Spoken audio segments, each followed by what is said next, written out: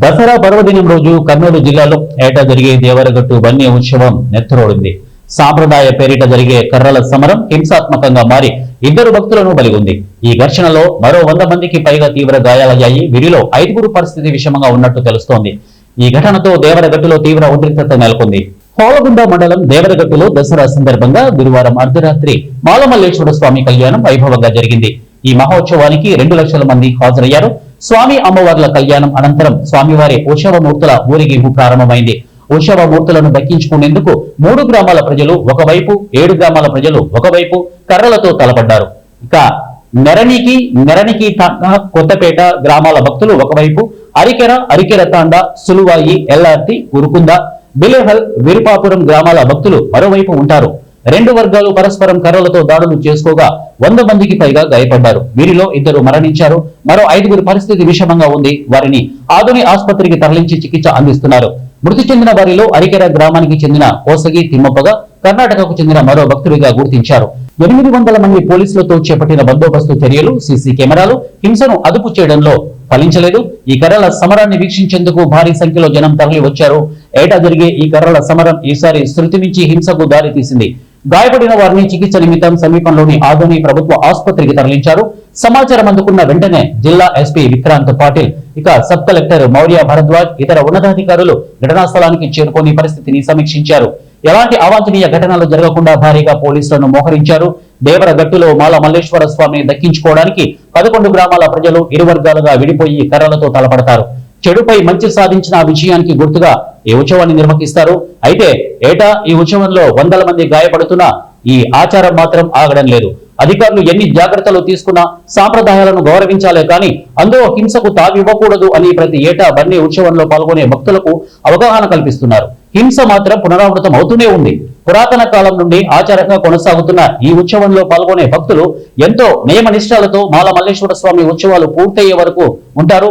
అంతేకాక బన్నీ ఉత్సవంలో పాల్గొనే ముందు ఆయా గ్రామాల భక్తులు ఈ ఉత్సవంలో వ్యక్తిగత కక్షలకు తావివ్వకూడదు అని దేవుని సమక్షంలో ప్రమాణం చేయడం కూడా అనాదిగా కొనసాగిస్తున్నారు. అయితే ప్రాతకాలంలో ఈ ఉత్సవాలలో పాల్గొనే భక్తులు నిష్ఠతో ఉండేవారేమో కానీ ప్రస్తుతం అనేక మంది మద్యం సేవించి పాల్గొంటున్నారు. బన్నీ ఉత్సవం పేరిట జరిగే కర్రల సమరంలో మద్యం మత్తులో ఉండే వారికి వ్యక్తిగత కక్షలకు వేదికగా మారుతుంది. దీంతో అధికారులు ఎన్ని జాగ్రత్తలు తీసుకున్నా, ఎన్నో అవగాహన సదస్సులు ఏర్పాటు చేసినా హింస మాత్రం తగ్గడం లేదని, ముఖ్యంగా ప్రజల్లో ఎంతో మార్పు రావాల్సిన అవసరం ఉందని, పురాతన కాలంలో వసతులు లేని దృష్ట్యా రక్షణ కోసం దివిటీలు, కర్రలు పట్టుకుని వెళ్లే వాళ్ళని ప్రస్తుతం ఈ ఆధునిక యుగంలో వాటిని విడనాడుతూ ఆచారాలను, సాంప్రదాయాలను గౌరవించాల్సిన అవసరం ఆయా గ్రామాల ప్రజలకు ఉందని పలువురు అభిప్రాయపడుతున్నారు. నేటికి మాల మల్లేశ్వర స్వామి ఉత్సవాలను నియమ నిష్టలతో కొంతమంది కొనసాగిస్తున్నారని, కానీ నేటి తరం వారు దీన్ని విడనాడుతున్నారని పలువురు అభిప్రాయపడుతున్నారు. విజయదశమి రోజు జరిగే దేవరగట్టులో వన్యోత్సవం కంప్లీట్ అయింది. సో నిన్న నైట్ 12 గంటలకి మొదలయ్యి ఈరోజు 7 గంటలకి కంప్లీట్ అయింది. దాదాపు 1000 మందితో మనం పోలీస్ బందోబస్తు అరేంజ్ చేశాము. 10 డ్రోన్స్ ఫ్లై చేశాము.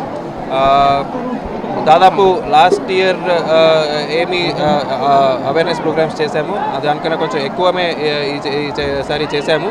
బట్ స్టిల్ అన్ఫార్చునేట్ ఇన్సిడెంట్స్లో 2 చనిపోవడం జరిగింది. ఒకరు హెడ్ ఇంజురీతో, ఒకరు హార్ట్ అటాక్తో. Plus number of injuries almost sub collector గారు చెప్పినట్టు 90 ఉన్నాయి. సో ప్రజలకి ఇంకొకసారి వీఆర్ రిక్వెస్టింగ్ నెక్స్ట్ ఇయర్ నుంచి ఇంకా మనం కొద్దిగా అవేర్నెస్ పెంచుకొని ఇంకా కొంచెం మనం ఇంజురీస్ కానీ అన్ఫార్చునేట్ ఇన్సిడెంట్స్ తగ్గించే కోణంలో మనం ముందు సాగాలని చెప్తున్నాం. Thank you. ఇవి ఇట్స్ అ ట్రెడిషనల్ ఫెస్టివల్ అండి. సో మనం చెక్ పోస్ట్ పెట్టాము. ఆఫ్కోర్స్ కొన్ని సీజ్ కూడా చేసాము. బట్ చాలామంది క్రాస్ కంట్రీ వస్తారు, అవన్నీ ఉంటాయి. అగైన్ యాజ్ ఐ సెడ్ ఇంకా మనం అవేర్నెస్ ప్రోగ్రామ్స్ ఏమి చేసామో దానికన్నా ఇంకా కొంచెం నెక్స్ట్ స్టెప్ వెళ్ళాల్సి వస్తుంది. సో ఇప్పుడు ఎవరైనా ఏదైనా కంప్లైంట్స్ ఉంటే మనం సీసీటీవీ ఆధారంగా చట్టపరమైన చర్యలు తీసుకుంటాము. Okay, thank you.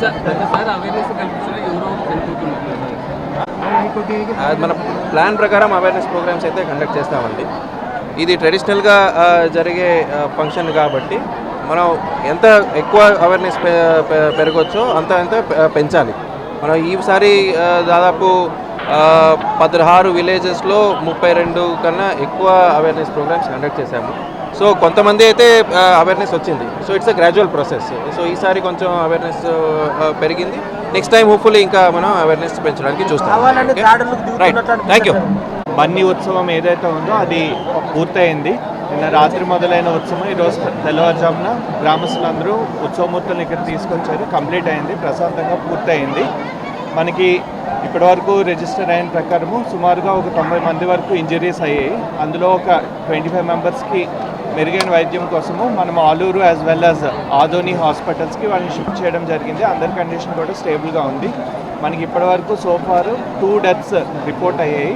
అందులో ఒకరికి హెడ్ ఇంజరీ వల్ల చనిపోవడం జరిగింది, ఇంకోళ్ళు natural heart attack old age వల్ల చనిపోవడం జరిగింది. సో గతంలో కంటే ఈసారి మనము ఇంజరీ కౌంట్ అనేది తగ్గించడానికి ఏర్పాట్లు చేసాము. ఆ రకంగా కొంతవరకు